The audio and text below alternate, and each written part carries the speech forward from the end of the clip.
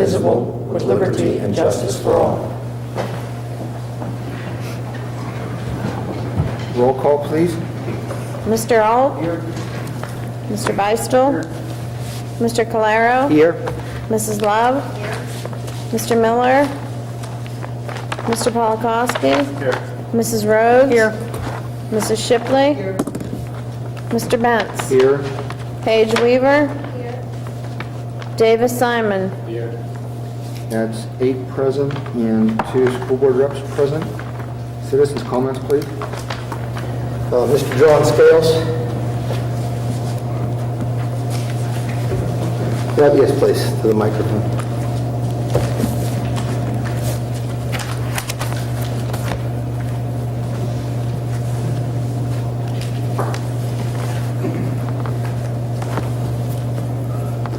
Good evening. My name is John Scales, and I'm solicitor for the Greensburg-Salem School District. As a result of that, of course, I know David quite well. We converse regularly, talking about problems, solutions, school law, and I often take his advice, and his advice is always right. You're very fortunate to have a man of that quality as your solicitor. But that's not why I'm here tonight. I'm here because at Christmas, one of my daughters, who several years ago taught French in the Burrell School District, gave me a book for Christmas. I don't know whether you've seen the book or not. It's entitled American Teacher, Heroes in the Classroom. And it features several pages on each of 50 teachers from all over the United States. Student comments, talks about what kind of courses they teach, why they're so well thought of, and their accomplishments. These are absolutely sensational teachers. Palm Beach, New York City, Chicago, Los Angeles, many big cities, big school systems. But on page 81 is a teacher from Scottsdale, Pennsylvania, one of the 50, featured in this marvelous book in the Southmoreland School District. The teacher's name is Janie Lehman, 6th and 8th grade computer systems and business education. And it's just a marvelous article about her. And as school people and people interested in education, it just is a wonderful tribute and something that everyone needs to think about. I've made 2 copies, if I may pass them up for you, color copies of the cover and also the 4 or 5 pages that features your particular teacher. I thought you might like to have those, if I could perhaps just hand them to the student representative. Those are extra copies that you're certainly welcome to have. I appreciate being able to come. Maybe you've already seen this, know all about it, but I was so excited when I started going through the book and discovered the article about our own county and the Southmoreland District. Thank you very much. Mr. Scales, thank you, and I think we will certainly try to obtain a copy of that for our libraries. So thank you very much for sharing that with us. Karen Kiefer.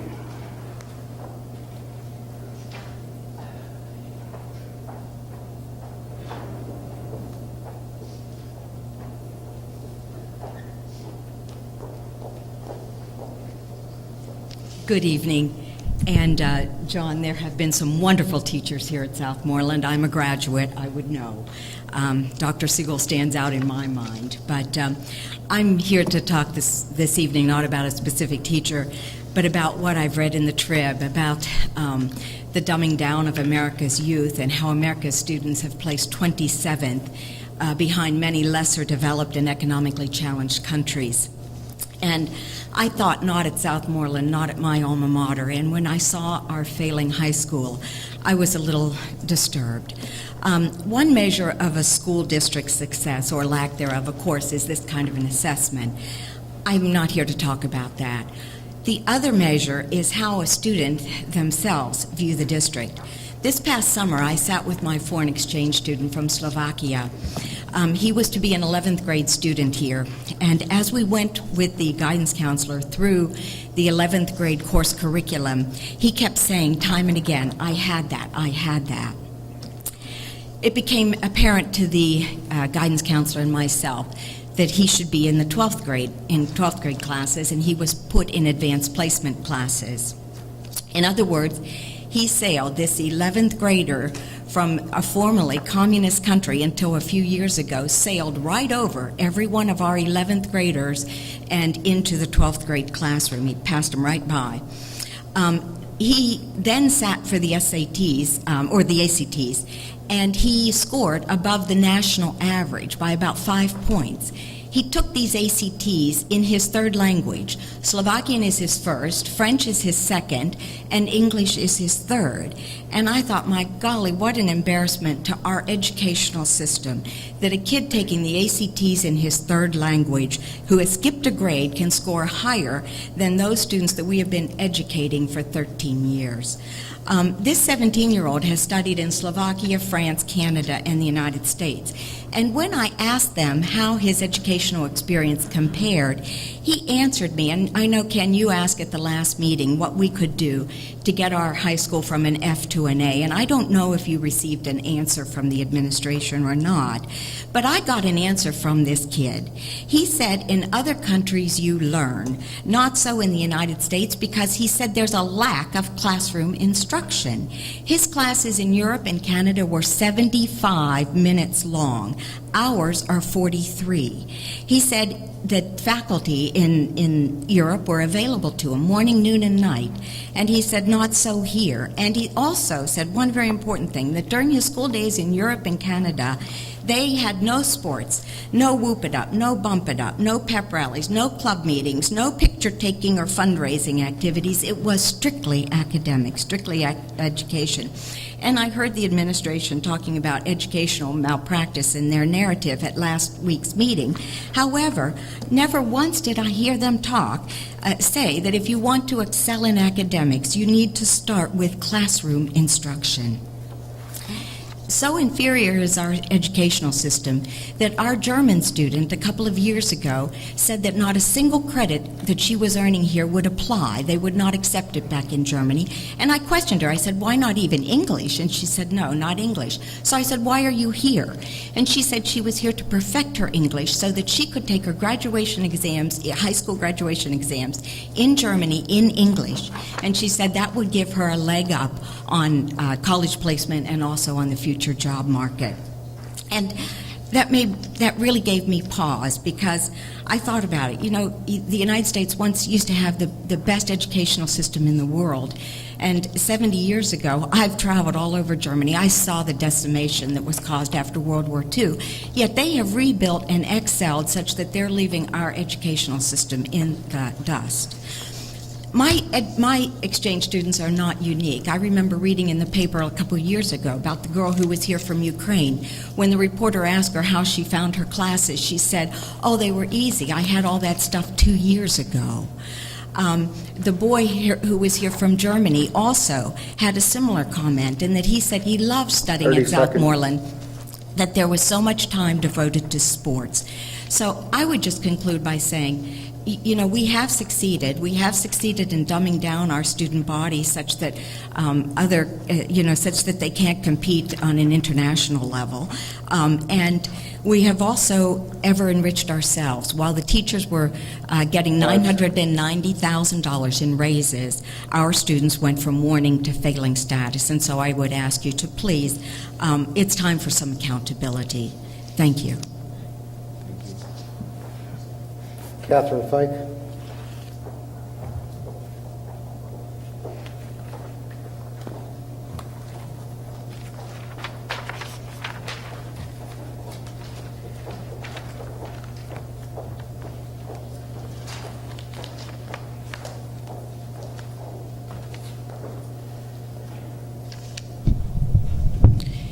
I swore that I would never step foot in here again, but when I picked up the Tribune Review and read that for almost the fourth straight year, we continue to have a failing high school, I was both sick and livid.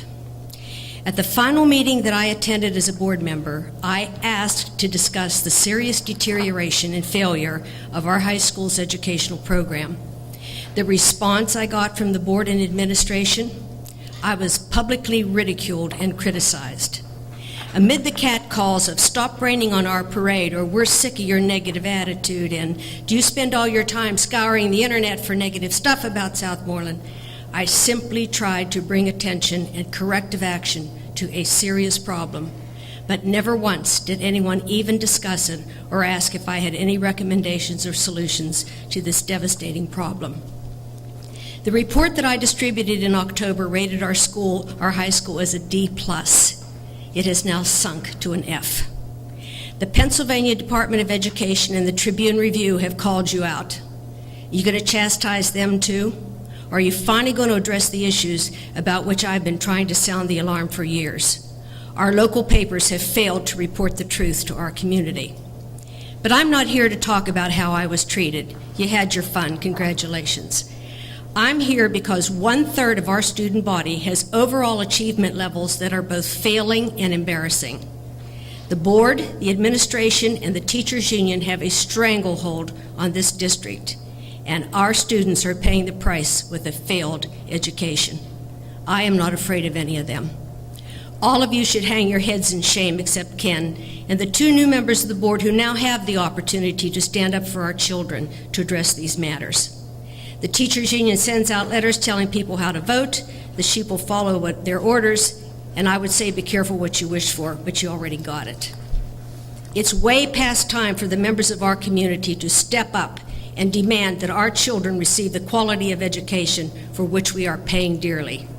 It's time to elect people who actually care about education and the future of our children, and to demand accountability or dismissal of employees and board members who are failing our children and our nation as a whole. This community should be outraged. There should be 600 parents of high school students here demanding a quality education for their children. I don't know why they're not here. I want to believe they care, except I think maybe they do not know what is going on. I leave you with these thoughts. The level of education can never exceed the level of instruction. We'll say that again. The level of achievement can never exceed the level of instruction. As Edmund Burke said, all that is necessary for evil to triumph is for good men to do nothing. It's time for the good people of our school district and the good people on this board to step up and fight for our children. The board must listen and work hard to eliminate the evils being suffered upon our children. As long as pay raises and benefits are based on simply passing 180 days on the calendar and not on the success of our children, evil will triumph. As long as board members cater to inept administration and teachers' unions for votes and continue to deny reality, evil will triumph. What we have done is to reward failure by granting high raises to the people who are failing our children. Clearly, if you are not the solution, you are the problem. I'd like to finish with a quote from today's Tribune Review online. The superintendent said, quote, "I'm very pleased with what they're doing up there." That was his comment about the high school. I think that says it all. Our children deserve better.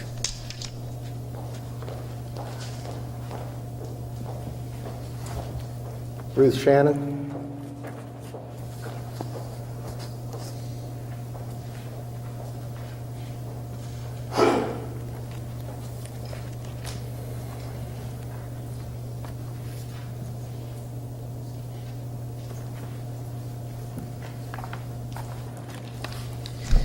Good evening. My name is Ruth Shannon. I'm a resident of Scottdale and a taxpayer. I am concerned about the Ruffsdale School building being used by Head Start. I am the grandparent of 4-year-old twins born prematurely at 32 weeks. They attend Head Start in Ruffsdale. They can become sick very easily, especially when exposed to irritants in the air.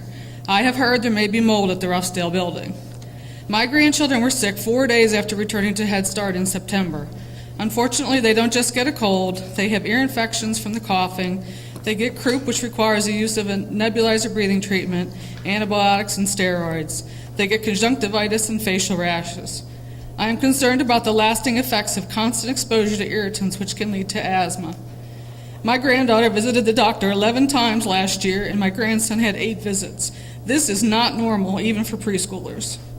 It's amazing that they are healthy all summer long and even in the brutal cold spell over the 20-day Christmas vacation. They will be going back to Head Start this week. The children play on the carpet and are much closer to the mold than adults would be. They will get sick first and may have lifelong illnesses because of the exposure. I am trying to prevent any problems with the health of these innocent children. I came to the school board meeting on November 14th. I completed a citizen comment card and handed it to Dr. Molnar. His immediate response was, "There is no mold." I asked about testing done. He stated they test yearly. I requested the written reports, which I did receive in the mail shortly after the meeting. As I read the reports, I realized I was missing the attachments from the 2013 testing. I called on November 27th and left a message requesting Dr. Molnar send me the attachments. I never received them. I am a registered nurse. I have been researching the symptoms of mold exposure from both the CDC and the EPA. The CDC states exposure to molds can cause nasal stuffiness, eye irritation, wheezing, and skin irritation. Both of my grandchildren were sent home by Head Start with what they thought was pink eye. It cleared up in 2 days with eye drops. It was not pink eye, but irritation from an airborne irritant. They were both sent home with facial rash, thinking it was fifth disease. It was not fifth disease, possibly contact dermatitis. They suffer from frequent respiratory ailments requiring the use of the nebulizer. Could it be an airborne irritant? I'm sure you wouldn't want your children or grandchildren exposed to mold on a daily basis. I do not want my grandchildren or any other children who attend the Roughdale Head Start program to have to suffer unnecessary illness due to the exposure of mold. Let's review the findings from the February 2013 testing done at Roughdale. This is verbatim off of the test.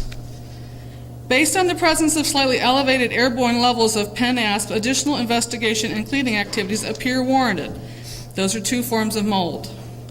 Cleaning activities should include wet wiping or HEPA vacuuming all non-porous horizontal surfaces with EPA recommendations. Number 2, removal and replacement of the carpet is recommended. If the underlying floor tile is asbestos containing and may be disturbed, then the carpet replacement needs to be done as an asbestos abatement project. Number 3, in accordance with EPA recommended guidelines, a follow-up inspection may be conducted in 4 to 6 weeks after the cleaning to ensure no evidence of moisture or mold growth have returned. You completed extensive cleaning this past summer. The cleaning process must be done daily to avoid recurrence of mold. This is not a one-time fix, but a new daily cleaning procedure. What cleaning was actually done? The carpet was not replaced, only cleaned with a new extractor, per Dr. Molnar's letter. But I've been told the extractor was needed at another building, so the carpet was never cleaned. It was only swept. It was never replaced as recommended. Was there a follow-up inspection done? I don't think so. I never received a report on that. I would like to see the attachments I was not given. I am willing to speak to any of you, including the custodians. We must clean up the Roughdale building to protect all the children and staff who enter on a daily basis. I was told there was no mold, but the report says there was mold. You were given recommendations for cleaning and removal of the mold that were not followed. Does Head Start pay rent to use the Roughdale building? If so, they deserve a safe and clean building just like the rest of the Southmoreland students. Please help keep the children safe and healthy. They had a rough start in life. Do not make it any harder for them in their preschool years. These children are our future. Thank you. Jan Kiefer.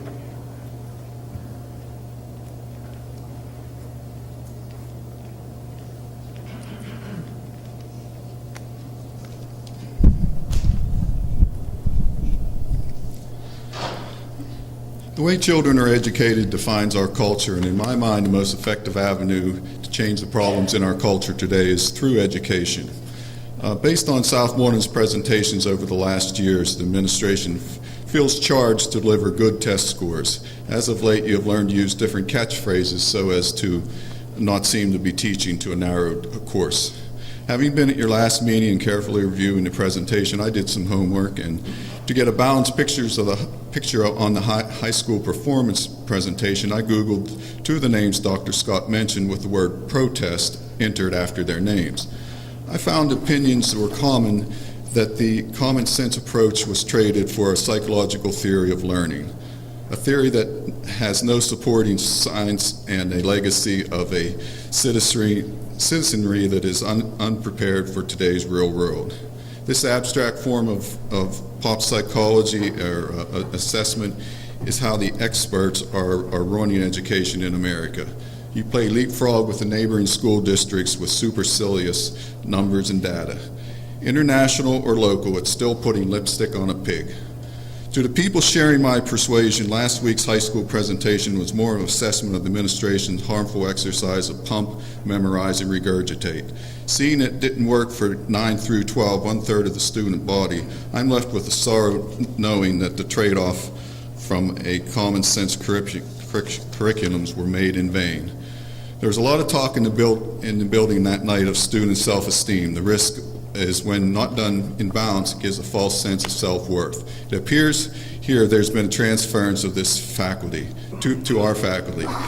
It is telling there has been no mention at the last meeting script or in recent years of teacher incompetency. Einstein said we can't solve problems by using the same kind of thinking we used when we created them. The challenge is persuading someone, anyone here, there is a problem. Only then can we begin to understand and see solutions.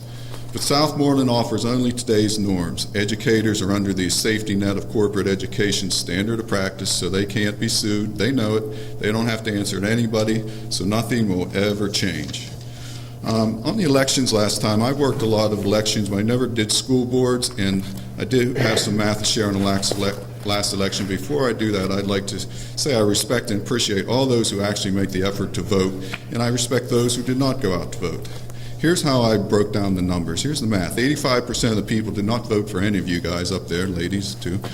On mathematical and philosophical grounds, it is false to assume that the non-voters would directly reflect the 15% that voted. So 15% voted, 1/3 didn't vote for the winners. 10% actually voted for you. Estimate of those 10% is 50% had direct vested interest, jobs, family, things like that to the school district. So I set aside that self-interested group. At least 5% categorized non-biased voters, a number too small to send any message, let alone a clear message to the community that they like the direction Southmoreland is taking. Further, if the survey were taken of the 5%, it would have shown that because the administration did not release estimates, it would have that those 5%, that 90% of them did not know the high school was in warning status. I didn't know that at the time. I watch it pretty close. I estimate that half of them would have changed their vote. So we're getting down to what we can count on one hand here.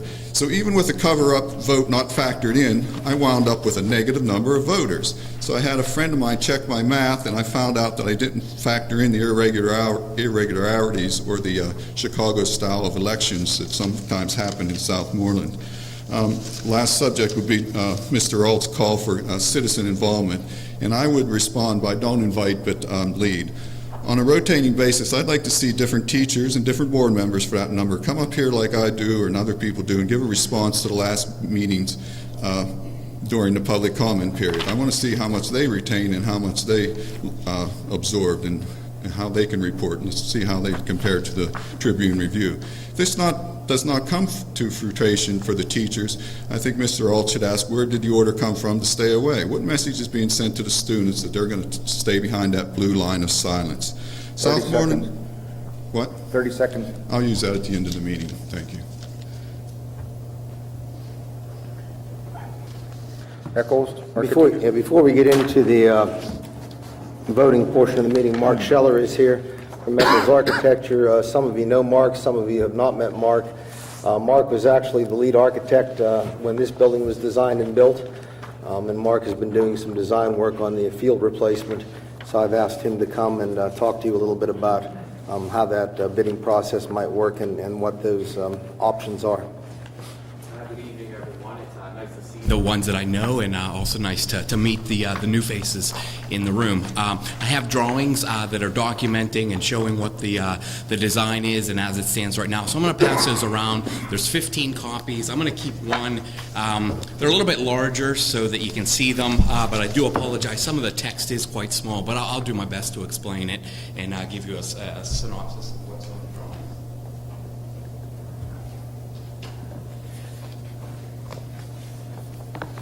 So as you are all aware, a storm event last year has caused the stream to overflow.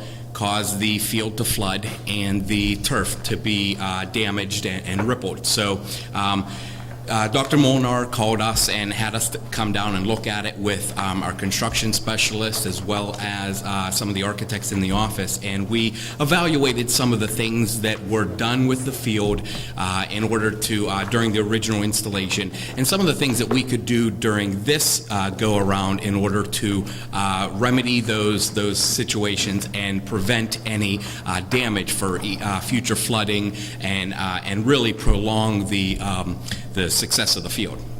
So one of the main things that we looked at was the perimeter attachment system. I think maybe what I'll do first is to tell you what the scope of the work is, what the desire is. The desire is to put a new turf system on top of the existing gravel and on top of the existing drainage system. We've talked to many turf installers, turf companies, and contractors in the area. They've been here. They're very interested in helping you out, and they all evaluated what is left there now. The gravel, the drainage gravel that is in place right now, as well as the drainage system and its connection to the storm system, is all in good shape. It was not sacrificed during the flooding. Basically, really, it's a superficial damage. The turf was pulled off of the perimeter frame attachment system, rippled up, and then sort of left in the state that you see it now. So our goal is to reuse as much as possible on the field to save money, but then make improvements with the installation this go-around that's going to make it a little bit more durable. And like I was starting to explain, is the perimeter attachment system for the original field was a treated wood member, a wood lumber that is around the perimeter, and it's spiked into the ground at 18 inches on center with 12 to 18 inches spikes. That is certainly, if water isn't an issue, that is a solution that is used on several fields. But in this situation, and to give you a better installation and longevity of the field, we're proposing on this go-around is to use a concrete perimeter system. Many of the people that we talked to, the specialists, said that if concrete was used originally, the water would, roll over the field, sit on the field, and then dissipate. It really wouldn't have tore any of the field out and caused it to ripple up. So that's what we want to start with in this installation, is to tear off the existing turf, rework the drainage gravel. There's a lot of fines, there's a lot of silt that has made it down through the field from using it over the years that has choked off the existing gravel. We need to scarify that, rough that up, make sure that those fines are no longer there and that the gravel is allowing the water to penetrate through the turf, penetrate through the gravel, and get down to the drainage system. And then on top of that, measure the concrete curb. We feel that raising the field up an additional 6 inches will also give us a secondary measure to prevent water from overflowing from the stream, coming down the valley, and going on top of the field. So we're going to reuse the existing gravel, add an additional 6 inches of gravel, and then that curb is going to be sort of a perimeter elevation of 6 inches. So the field will be raised 6 inches. In order to do that, we will be, sort of impacting some of the fencing, some of the bleacher ramps, some of the stairs that are around the site, and we're doing that by incorporating some new fencing in the new curb system.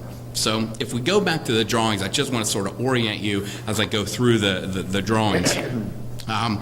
The first drawing, L1, is basically the existing conditions and the demolition. So on drawing 1 on your upper right or upper left of the sheet, that's going to be your demolition plan. That's going to give the contractors their direction as far as what to remove and what to maintain and protect during the work. One of the things that we're going to add to the drawings is to make sure that they are very aware that the existing stream, the existing piping is to be maintained and protected during the construction. And any damage to that really is not expected or desirable, but they will certainly be made to replace that as part of their cost, at their cost, if any damage occurs, which we don't foresee any of that happening.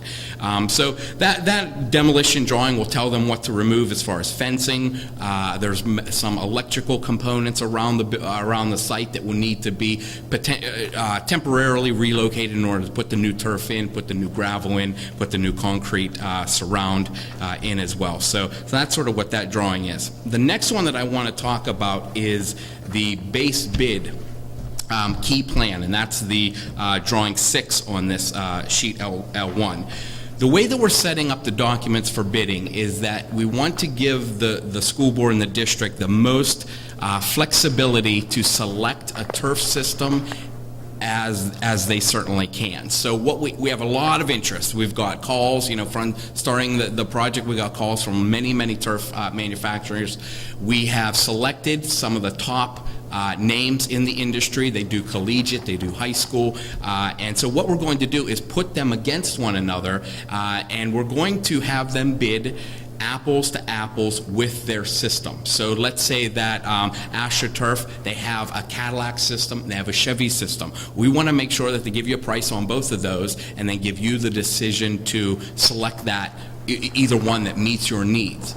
So in order to do that, what we do is we get all the bids back in from each of these, the base bids and the turf manufacturers, and then we'll have them come in and give a dog and pony show. They'll present what their turf systems are, what the pros and the cons are. You'll be able to make a decision based on what is included in their system, then also evaluate the price that the bids have showed you for that system.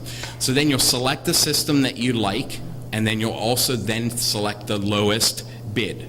Because of the school work, we are required to select the lowest bid. But in order to have the base bid scenarios, you can pick an AstroTurf, you can pick a Sportex turf system, you can pick some of the other ones are from A-Turf.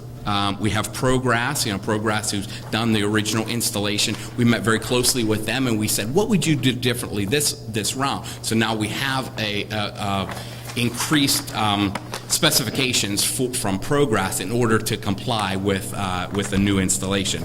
So they're certainly in the mix as well. So I think that's a scenario that gives the school board, the administration, potential to evaluate each of the turf systems, see what they like, see what they don't like, and then also evaluate the cost for each of those and then make a decision to award a base bid that meets everyone's needs. 3 other base bids that are included in the documents that you can take or you don't have to take. One of them is located at the stone wall that is at the north and the east side of the site. We know that there's some masonry repair, some pointing, and some cleaning of that wall that needs to take place. So we have work going on in the stadium right now, so we're going to include that in and get you a price in order to repair that wall and repoint that wall. There's 2 other base bids that are included. As we know, the way that the water coming down through the valley, coming down through the watershed area, reached the field is it came across the field through the east side of the site and then overflowed in that area. So one thing that we think we're going to get a price and would like to evaluate is how to create a buffer or a barrier on the eastern side of the site to prevent any future water overflows from in addition to the 6-inch curb and the better turf system, we want to do one more measure in order to get, stop the water from flowing onto the site. So we're doing that through base bids as well. You can take them, you cannot take them. But there's 2 of those, 2 barrier systems that we would like to include in the documents. One would be to use jersey barriers or concrete barriers that would be provided by the district through a source and then installed by the contractor. So that would be basically the contractor would provide the price to install and to locate those jersey barriers along the eastern side of the property to allow the water to hit that before going onto the field. The second one that came to us was a method was to reuse some of the gravel that has the fines included into it, that's the existing drainage gravel, and create an earthen mound on that eastern side that is mowable, that is more natural looking, and that would still do the same thing by stopping the water and prevent a surface texture that would allow the water to hit it. Another reason that we like the earthen barrier is that it's natural. The water would hit it and permeate back down into the ground and be more of a natural solution. So we think that having those two scenarios included in the documents will give you a price, give you a choice to make, and which way you'd like to proceed. So that's basically all of the components that would be bid as part of the project. I wanted to then just take a few more minutes to tell you what is going to happen to some of the areas of fencing.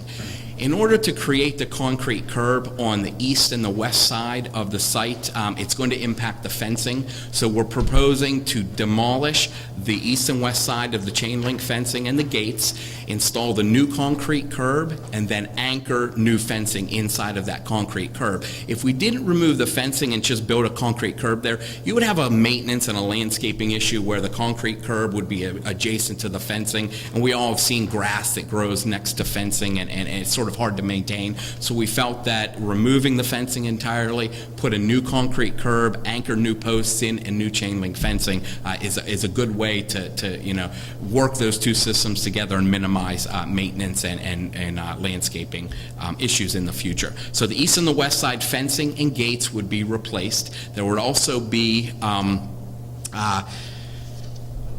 on the south side near the bleachers, there are, as you're aware, the band bleachers, there is accessible ramps that go from the field up to into the bleachers. Those accessible ramps are now going to be below the level of the field. They're going to be 6 inches below the level of the field. So the drawings will include a ramp and landings and some handrails in order to get from the level of the field down to the accessible ramp and then back up into the bleachers. It'll meet all the accessibility codes and everything. And it's really quite simple. It's just something that we need to, since we're raising the field up, we want to make sure that we have the accessible ramps to get to those bleachers. One thing we don't want to do in this project is to reduce any of the accessibility that you already have incorporated into your field, both from the north side and the west side around the main stands, as well as the bleachers for the band. So those are the components that will need to be including.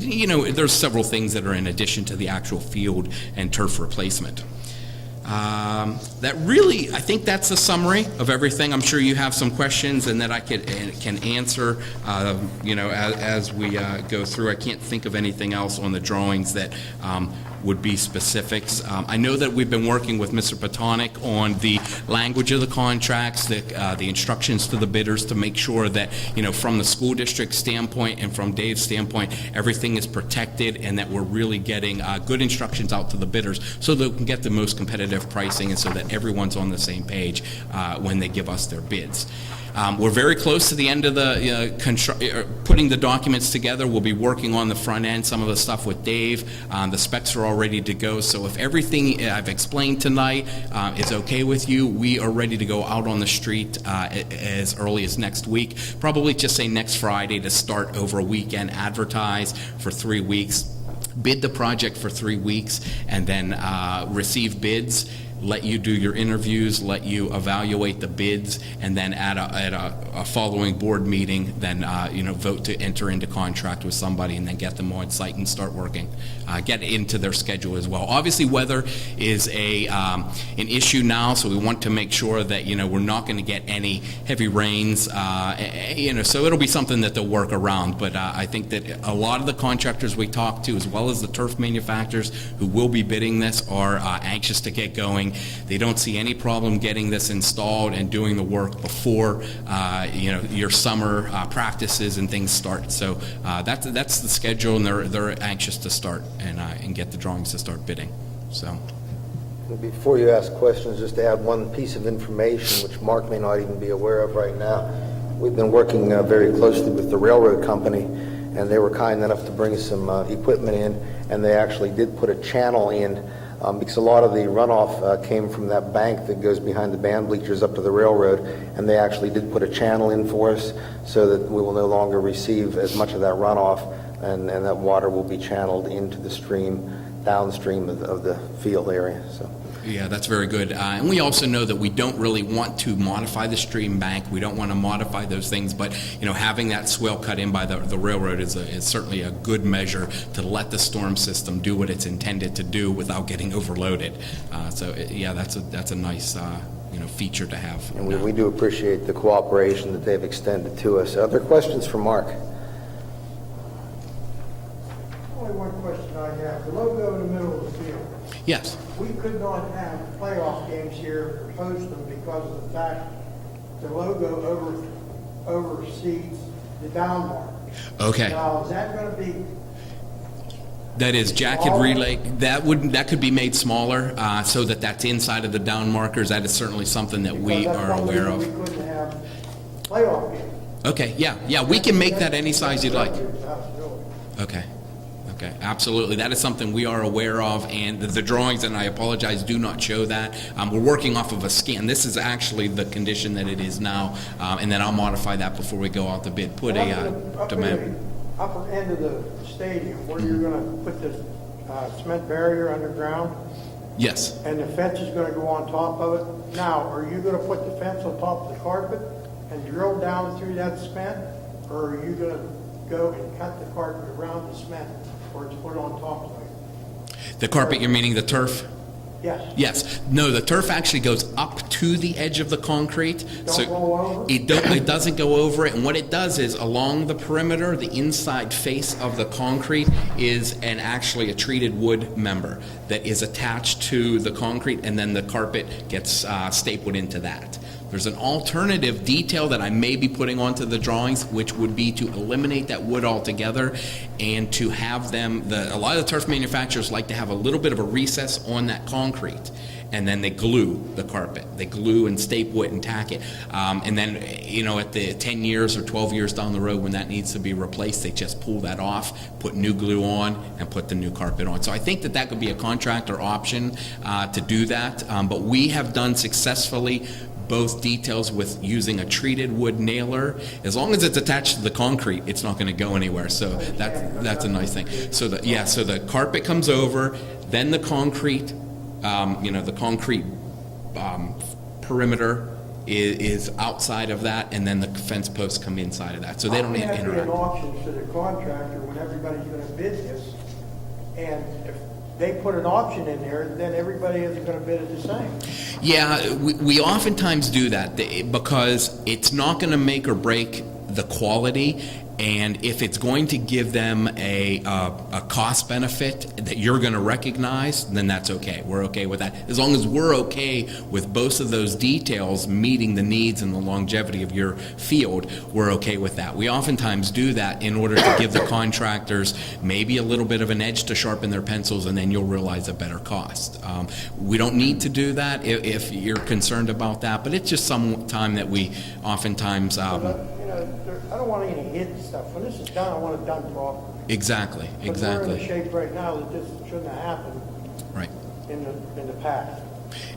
Right, and everybody, all the team and all the turf manufacturers and even the contractors we talk to are really committed to not letting this happen again for you. So I'm really positive with all the conversations we've had with everyone interested in working with you.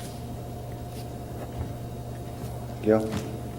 Yeah, I just had a question. As far as the contractor goes, is it going to be the same, it will be one contractor that would take care of the demolition and the replacement? Correct. Okay. Yeah, one contractor who will oversee Everything. They could have subcontractors because, quite frankly, we might have a local, Denny Palumbo may very well bid this, be a low bidder, and then he'll just hire the turf manufacturers to come in and install their turf, but he'll handle everything else. Yeah, my thought was you want to make sure that you have one person. One responsible. One responsible for it. And as far as the companies that would be bidding, it would be whoever wins the process or wins the bid would be doing both also. Correct. Okay. Correct. Okay. Anyone else? Any other questions for Mark? I have a question, Mark. You said about the coming in and doing presentation on their turf and stuff, will that be done at the bid opening? I think we're going to do it following the bid opening, so we'll get the numbers from everybody, maybe then start to schedule those. It could be quite long because they're both going to have two systems. Just when they come into my office, they have me for an hour and a half. So we may limit them to 30 minutes. So they're going to do it at your office? No, they're going to do it here. Because I was going to ask, could we do that in an evening so any board members that want to come can come because they will not be tied up at work, and if they want to come to see the presentation because this is a big project, and that way they can make an informed decision if they are able to make it. Absolutely. That's a really good idea. So why don't we plan on receiving bids, and then maybe after the bid opening, we start, Jack can maybe coordinate some times, and then we'll schedule those meetings. And maybe if we could do it one night, get them in and out half an hour so that it doesn't take a lot of your time, and we listen to everybody's presentation, then you'll be informed at that, without doing it two times. Thank you. Okay, very good. Any other questions for Mark? One more.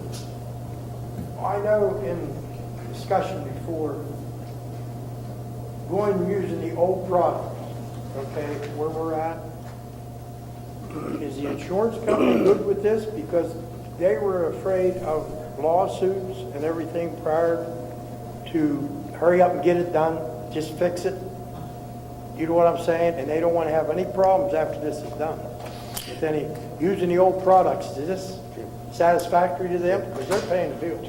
Yeah, it is worth having a follow-up conversation with them now that we have the overall system.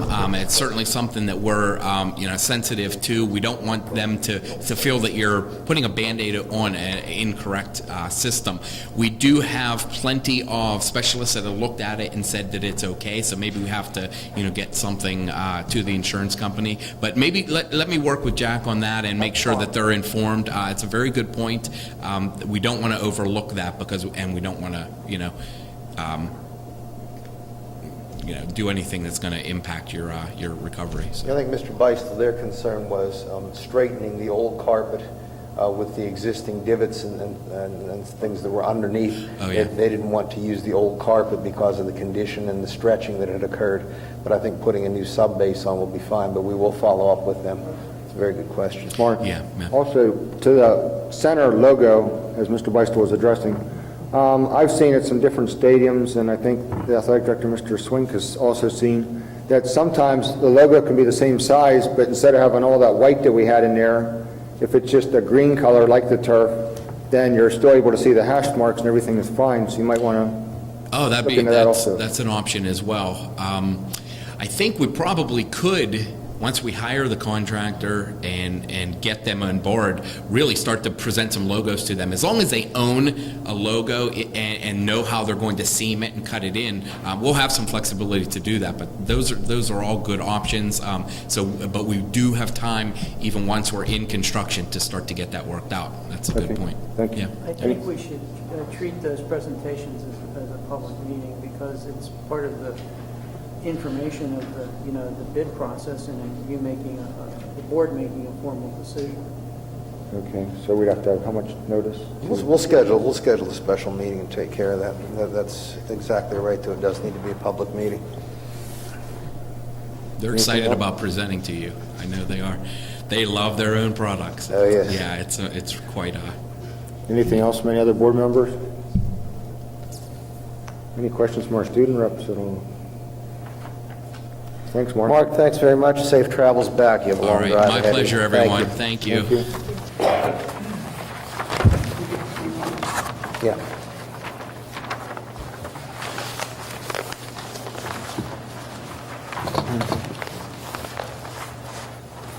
Minutes? It is recommended that the board approve the minutes of the December 2nd, 2013 reorganization meeting. Motion? So moved. Motion by Mrs. Rhodes, second. Second by Mrs. Shipley. All those in favor say aye. Aye. All those opposed? Motion passes 8-0 with one absent. Business and Finance? It is recommended that the board approve the November 2013 revenue report, expenditure report, bills payable, accounts payable, and the November 2013 treasurer's report. Motion? Motion by Mr. Beistel, second. Second. Second by Mr. Calero. Questions on the motion? Roll call, please.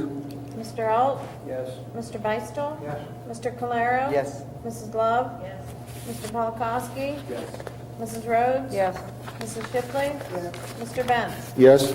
Motion passes 8-0 with one absent. It is recommended that the board adopt settlement resolution on 220 Bessemer Real Estate as attached to your agenda. Motion. This is the resolution that Mr. Patonic discussed with you last week. Motion. Motion by Mrs. Love, second. Second by Mr. Beistel. Questions on the motion? Roll call. Mr. Beistel? Yes. Mr. Calero? Yes. Mrs. Love? Yes. Mr. Polakowski? Yes. Mrs. Rhodes? Yes. Mrs. Shipley? Yes. Mr. Alt? Yes. Mr. Beistel? Benz, I'm sorry. Yes, motion passes 8-0 with one absent. Proposals for auctioneers. It is recommended that the board authorize administration to seek proposals for auctioneers for the sale of the property located at 609 Parker Avenue. Motion. Motion by Mr. Polakowski, second. Second. Second by Mrs. Shipley. Questions on the motion? Roll call.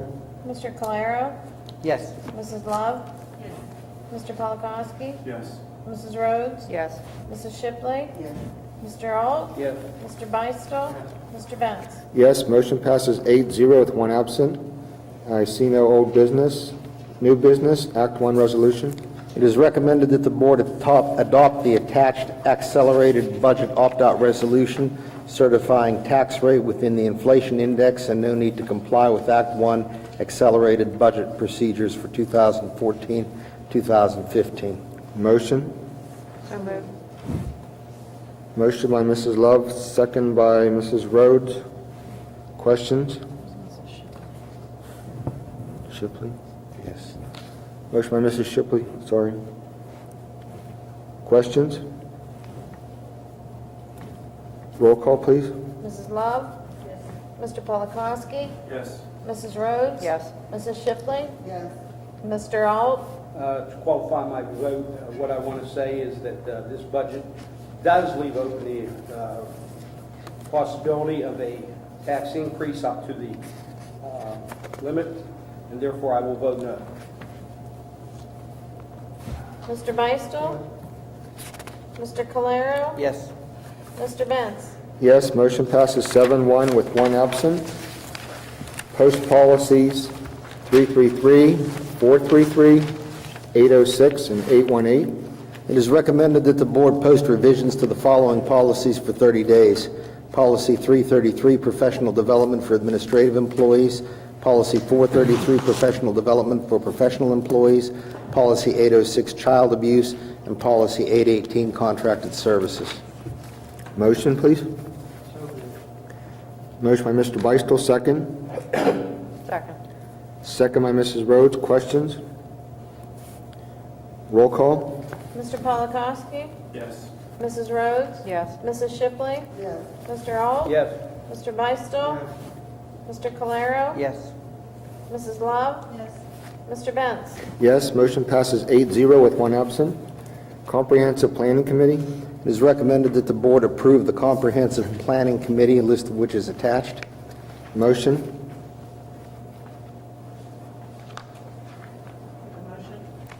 Motion by Mrs. Love, second. Second. Second by Mr. Calero. Questions? What is the Comprehensive Planning Committee? It's what we previously called the strategic plan. Okay, I assume that. I just want to make sure someone was asking. Roll call, please. Mrs. Rhodes? Yes. Mrs. Shipley? Yes. Mr. Alt? Yes. Mr. Beistel? Mr. Calero? Yes. Mrs. Love? Mr. Polakowski? Yes. Mr. Benz? Yes. Motion passes 8-0 with one absent. Entertain a motion for executive session, please. Entertain a motion for executive session for Personnel. personnel and nothing from the solicitor.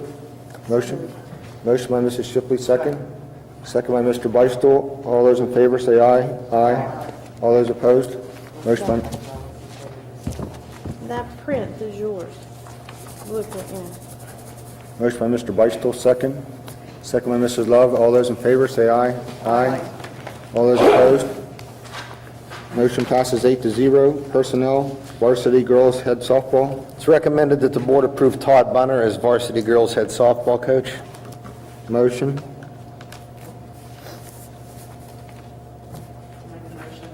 Motion by Mrs. Love, second. Second. Second by Mr. Polakowski. Questions on the motion? Question by Mr. Beistel? No, Oh. Roll call? Mrs. Shipley? Yes. Mr. Alt? I'll pass. Mr. Beistel? Yes. Mr. Calero? Yes. Mrs. Love? Yes. Mr. Polakowski? Yes. Mrs. Rhodes? Yes. Mr. Benz? Yes, motion passes 7-1 with one absent. Track and field coach? It is recommended that the board approve David Kiefer as varsity track and field coach. Motion. Motion by Mrs. Shipley, second. Second by Mr. Beistel. Questions?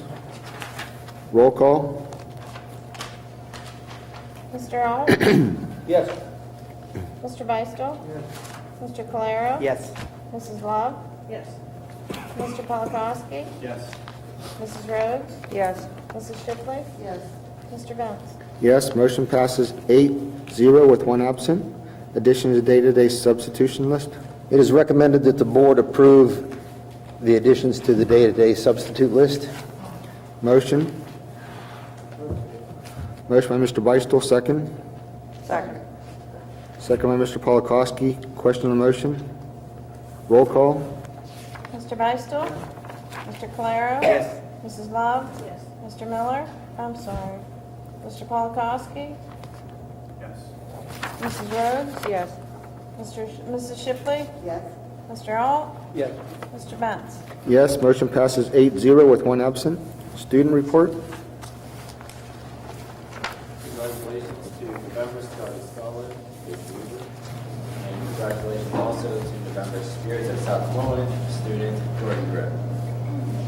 Also, congratulations to December's Study Scholar, Lydia Fox, and congratulations to December's Spirit of Southmoreland student, Hannah Porter. Please see the attached invitation for the 50th annual commencement ceremony at the high school for the Board of Education. And also attaches a form to complete for participating in commencement to be returned to the high school office.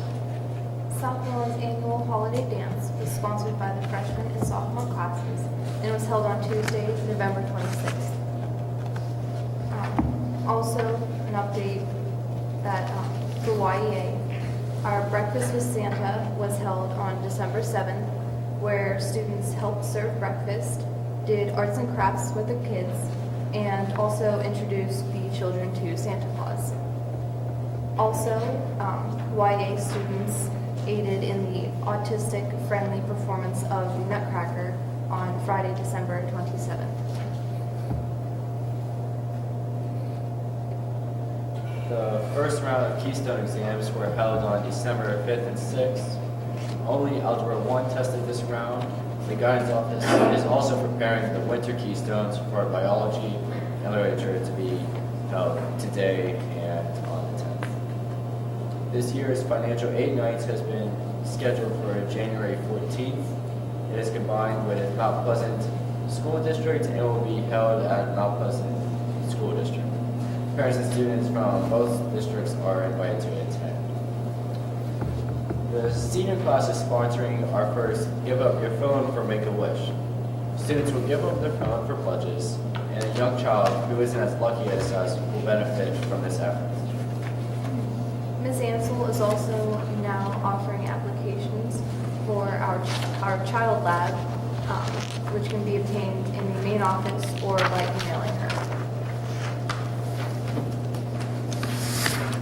11 members of the Southmoreland Senior High School performed at the Laux House on Saturday, December 7th for the Scotto Historical Society's annual Christmas house tours.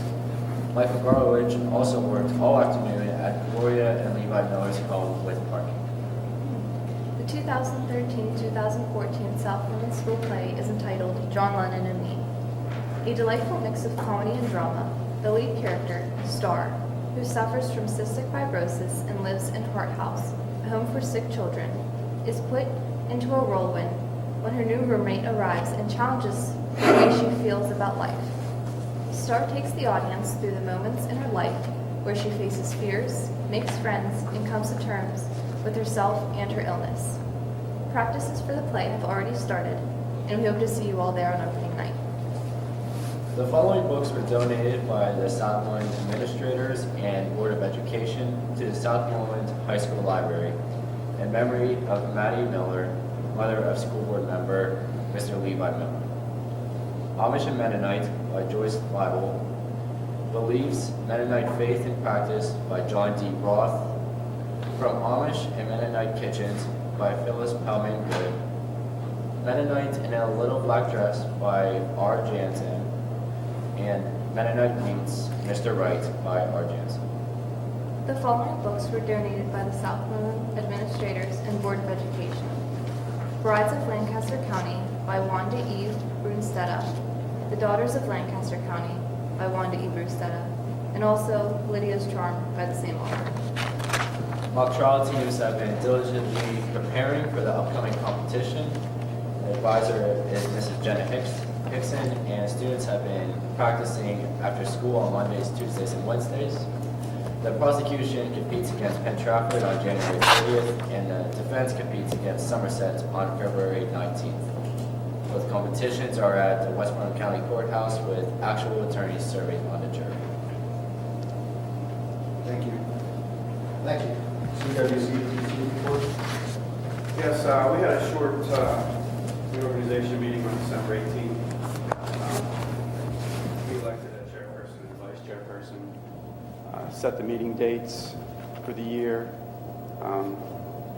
retained the firm of Andrews and Price as solicitors, granted permission for Brad Elwood and Jeff Geezy to attend the PAC-TA symposium at Hershey. Got a little bit of an update on the building renovations. It's a little bit over 50% complete, and everything's on schedule except for the roof project, which is delayed because of the weather. Next meeting is January 15th, and that concludes my report. Thank you. Debbie, your report? I was unable to make the reorganization meeting, but our first meeting of the year is the 28th of January. Thank you. ESBA liaison report? State leaders returned to Harrisburg from their holiday break this past Tuesday, January 7th. In an editorial that appeared in the January 6th edition of the Harrisburg Patriot News, state leaders are asked to treat public education as a bipartisan issue that benefits all children regardless of where they attend school in the state. The editorial goes on to say that we need them to work together in the best interest of children in every region of the state, and we must invest in all schools, not just some of the schools. New special ed funding formula and charter school reform top the educational wish list of Pennsylvania Legislative Committee leaders, despite a projected budget deficit of up to $1.4 billion. Governor Corbett presents his Governor Corbett presents his budget on February 4th, opening a 4-month debate about some legislators are not very confident more money will be allocated towards education. Senator Lloyd Schmucker proposed a bill that would require charter and cyber charter schools to comply with open meetings, open records, and ethic laws. A web conference on school safety, lessons learned, and what schools still need to do is going to be offered on January 21st at noon and again at 7 p.m. Since Columbine, schools have changed their response to safety. 3 of the D's that they like to look at would be detect, deter, and delay, and that should be in the minds of every school official. Sharon Orr, she's the Director of Safety and Risk Management, and Dawn Arodice, Director of Casualty Claims, will be explaining the changes in school safety response to shootings define the 5 phases of a shooter, discuss why threats should never be discounted, and review practice and practical intruder drills. So if anybody's interested, I have the website, and I can give you that information. It might not be a bad idea for some of us to look at that. Also, I'm sure you all received the bulletin in the mail. I thought it was very helpful and very full of good information. They talked about new school board members and what their responsibilities are and so forth, and I thought that would be something that probably it wouldn't hurt maybe for us to all read this. I thought it was very helpful. So in your spare time, if you want to look at it, look over and read it, good idea. And that's all I have. Thank you. Superintendent's report? Thank you. Several things. The first item I have is a walk-on agenda item. We received a resignation from our assistant golf coach, Jenna Hickson. So we would ask that the board accept her resignation and authorize administration to post and advertise the position. Motion? Motion by Mr. Beistel, second. Second by Mr. Polakowski. Question on the motion? Roll call. Mr. Calero? I'm sorry, excuse me. Any questions from the audience? On agenda item? Roll call, sorry. Mr. Calero? Yes. Mrs. Love? Yes. Mr. Polakowski? Yes. Mrs. Rhodes? Yes. Mrs. Shipley? Yes. Mr. Alt? Yes. Mr. Beistel? Yes. Mr. Benz? Yes, motion passes 8-0 with 1 absent. I put information in your packets about how to log on to the child abuse training. If you have any questions on how to do that, if you're interested in doing it, please contact myself or Peggy, and we will help you to get logged on to that. One of our board members posed several questions to Mr. Marnell this week, and Mr. Marnell was able to answer those questions, but in looking at those questions, I thought the information might be valuable for the entire board. So I've asked Mr. Marnell to talk a little bit about those questions, and I've actually copied for you Mr. Marnell's written responses as well, so that you have an understanding of what we're talking about. First, I apologize for bringing my influenza germs to the meeting this evening. I'll talk as long as I can. I'll follow the John Wayne axiom, speak slow, speak low, and try to say as little as possible. But we had some really good questions from a school board member, and I'm glad to share my thoughts on them. Of course, you're getting a copy of it. So the first question was regarding whether the Southmoreland School District falls under the distressed school status under the law that was passed back in 2012 called Act 141. Of course, I'm very relieved to say that Southmoreland School District is not a distressed school district. I went on the PDE website, and the following school districts are in what's known as financial recovery status: Chester Upland, Duquesne City, Harrisburg City, and York City. The following school districts are what's known as the financial watch status: Aliquippa, Reading, Stilton, Highspire, and Wilkinsburg Borough. This comes right off the PDE website, and there's a whole slew of criteria that PDE looks at. In fact, I remember last fall filling out the financial data sheet when I was up at Northern Cambria, and I know your folks here did the same last year. So, no, we're not a financially distressed school district, and of course, it's our responsibility to make sure that we never reach that state. I had a question about the state revenue category 7320. It's called rental and sinking fund payments and or building reimbursement subsidy. And this is the subsidy that we receive back from the Commonwealth on our outstanding bond obligations that are tied to our old school building renovation and building projects. There's a formula that generates the subsidy payment. I won't go into that.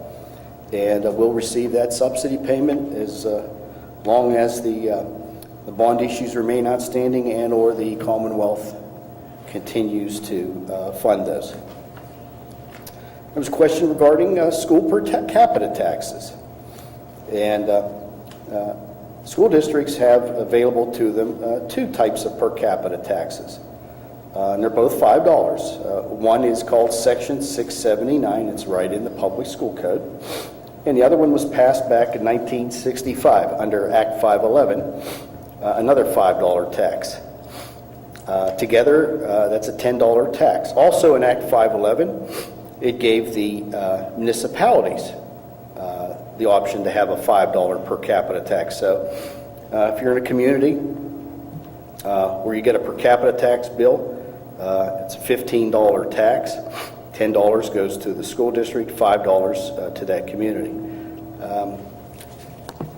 And this is just my best guess, but I think it's been about 20 years since the Southmoreland School District stopped reenacting and collecting the per capita tax. So we no longer receive that little revenue source. And it's certainly well known as a nuisance tax.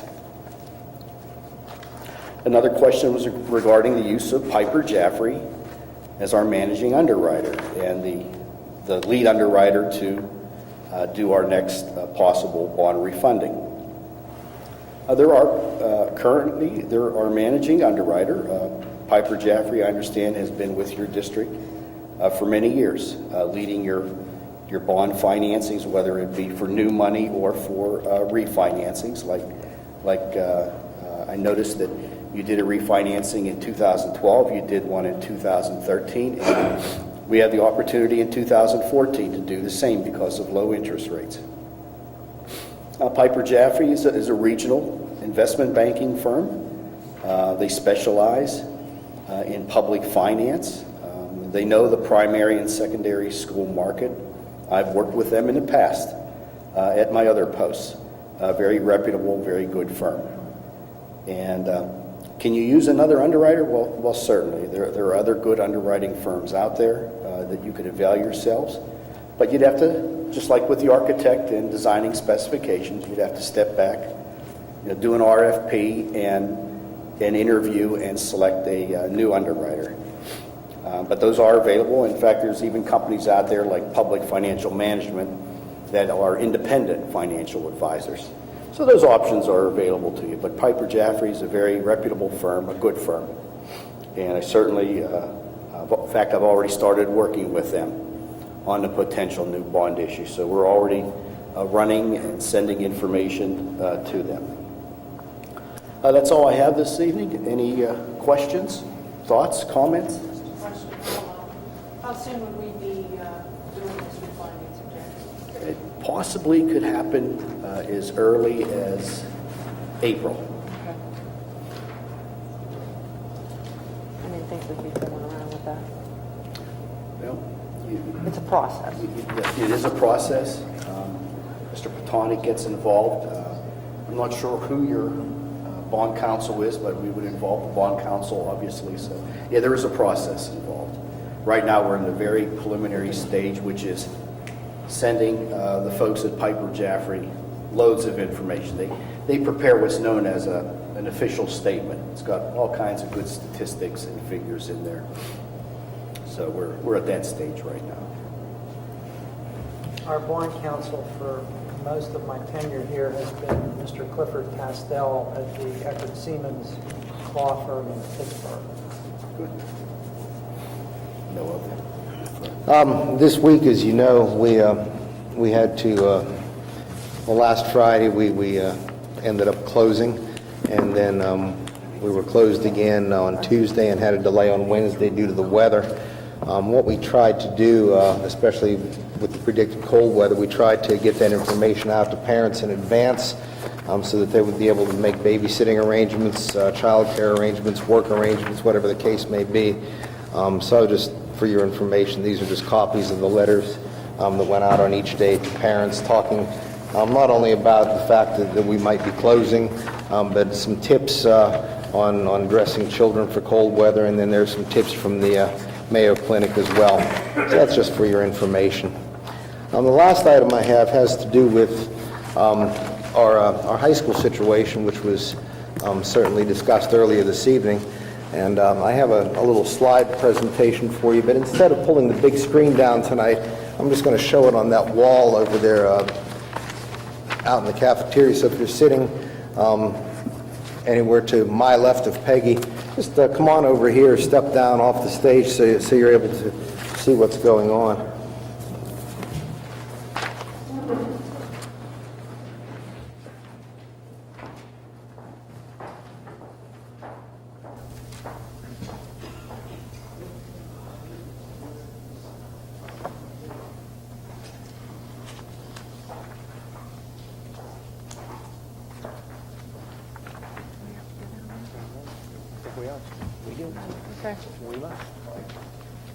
Okay. Okay. More paperwork.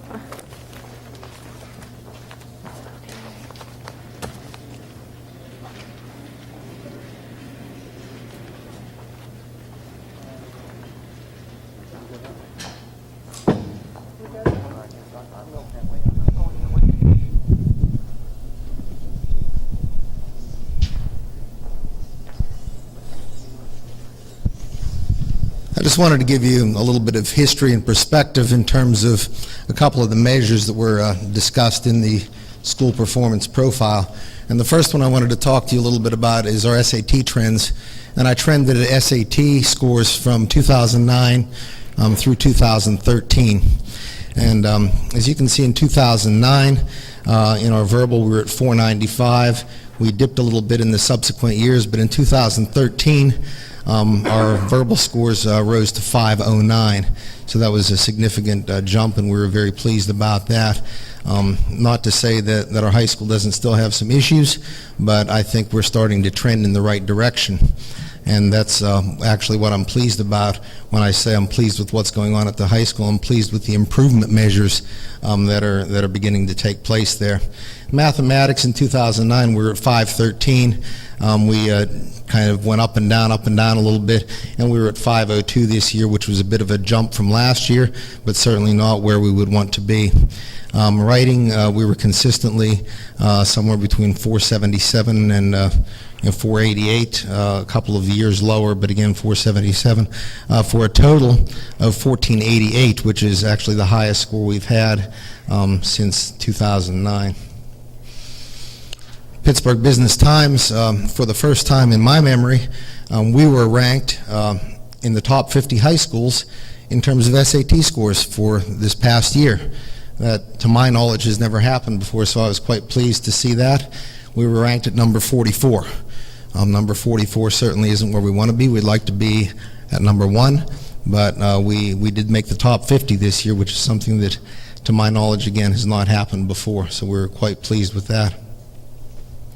Then I wanted to talk to you a little bit about state assessment trends as well. In our reading, you can see 68, 75, 70, 69. That is the percentage of students that have been advanced or proficient in previous years. For the first time this year, we did break 80, where 81% of our students were either advanced or proficient in reading. We would like that number to go up, obviously, but it is on the rise.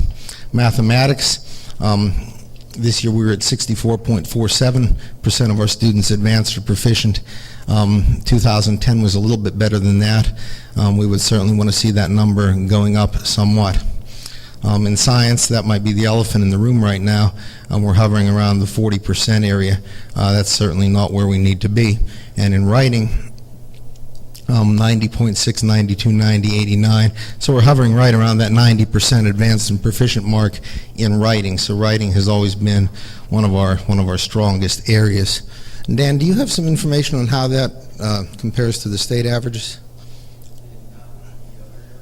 Yes. State scores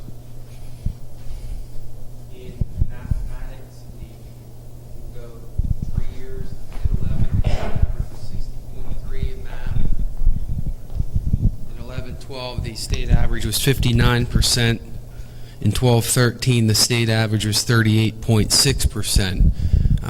We have a high standard of performance here in this school district, and we by no means accept roughly 64% as the mathematics score that we seek. 38.6% was the state average. We still are above and we still are progressing. The reason why it's so low in 2013, please understand this, from the assessment system, that's the keystone. For all those other years, for the PSSA, 2013, the keystone exam and the state average is what Mr. Crop takes somewhere around 30 something for the state average. In mathematics, 38.6.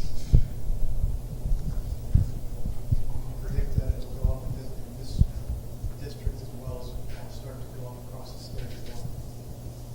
In science, the averages have been 40, the state averages have been 40.8, 42, and 35.7.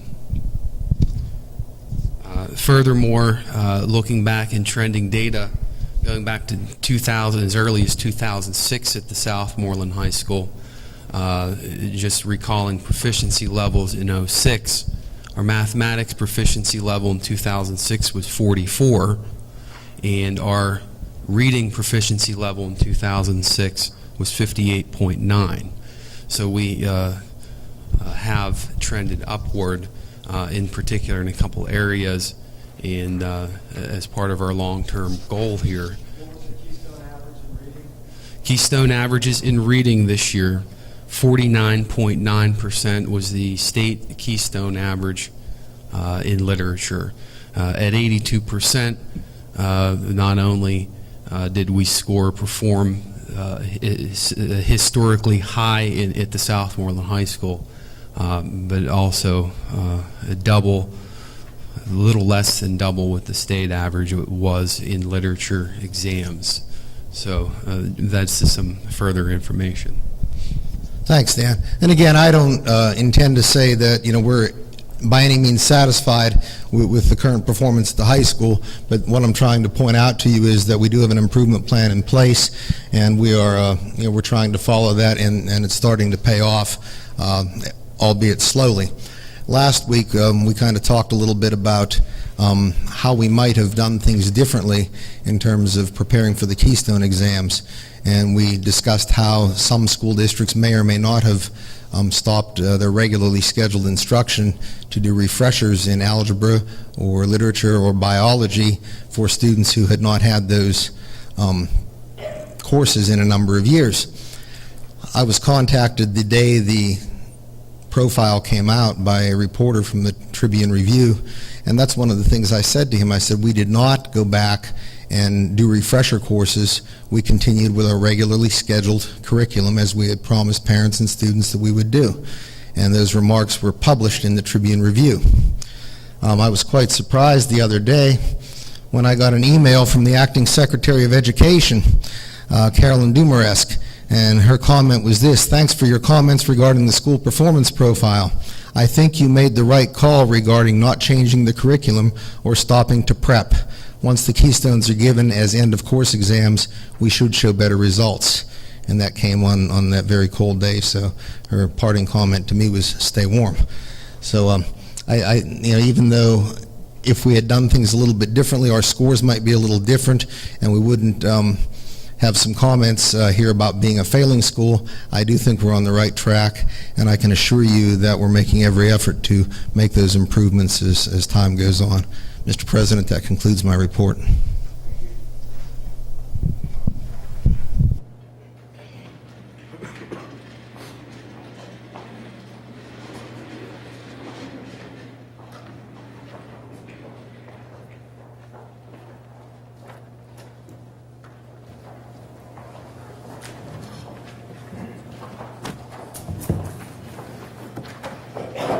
Sorry.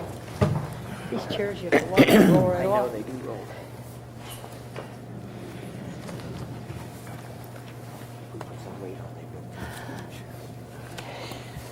Solicitor's report? I made my report last week, so we're caught up with everything that was going on. I guess the only other thing is Mr. Schauer indicated I've been interacting with Eccles to deal with modifying the legal documents, and that's been taking up a fair amount of time, but we're close to wrapping that up. Thank you. Thank you. Citizens' comments? No citizens' comments?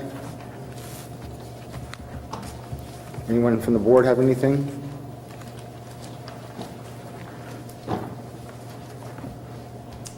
Just an announcement from Mrs. Rhodes that she would like to meet with Mr. Beistel and Mr. Polakowski on some contract negotiations. I'm sorry, Amy? Sorry. Do I have a motion to close the meeting? Motion by Mr. Beistel, second by Mrs. Love. All those in favor say aye. Aye. All those opposed? Thank you. Good night.